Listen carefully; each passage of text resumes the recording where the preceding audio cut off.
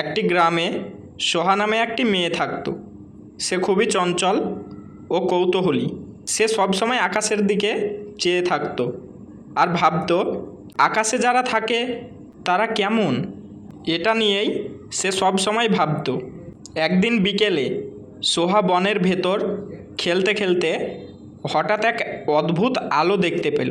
আলোটা আস্তে আস্তে বড় হতে হতে সামনে এসে থামল। আলো মিলিয়ে যেতেই দেখা গেল এক সুন্দরী পরী দাঁড়িয়ে আছে। সোহা কিছুটা ভয় পেল। ভয় পেও না সোহা, আমি তোমার বন্ধু হতে এসেছি। তুমি কি সত্যি পড়ি? তুমি কি আকাশ থেকে এসেছো? হ্যাঁ, আমি আকাশ থেকে এসেছি। পৃথিবীতে মানুষ কিরকম ভাবে বসবাস করে আমার জানার খুবই ইচ্ছে, আর বাচ্চাদের আমার খুবই ভালো লাগে, তাই আমি তোমার বন্ধু হতে এসেছি। তারপর থেকে সোহা আর পরী প্রতিদিন বনে খেলতো। কখনো লুকোচুরি, কখনো বা নদীর ধারে বসে গল্প। সোহা তাকে শিখিয়েছিল কিভাবে নৌকা বানাতে হয়। সোহা আরও অনেক কিছু শিখিয়েছিল, আর পরী তাকে নিয়ে আকাশে উড়ে বেড়াতো। এইভাবে তারা দুজন খুব ভালো বন্ধু হয়ে যায়।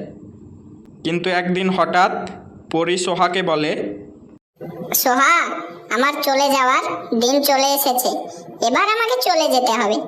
সোহা কথাটা শুনে কাঁদতে লাগলো। সে চাইছিল না তার বন্ধু তাকে ছেড়ে দূরে চলে যাক।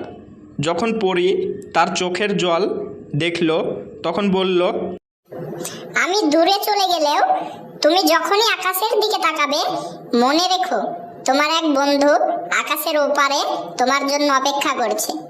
এই বলে পরীটি আলো হয়ে আকাশের দিকে চলে গেল। সোহা অনেকক্ষণ তাকিয়ে রইল, কিন্তু মনে মনে খুশি হলো, কারণ তার পৃথিবীতে আর আকাশে এক চিরকাল সে পেল।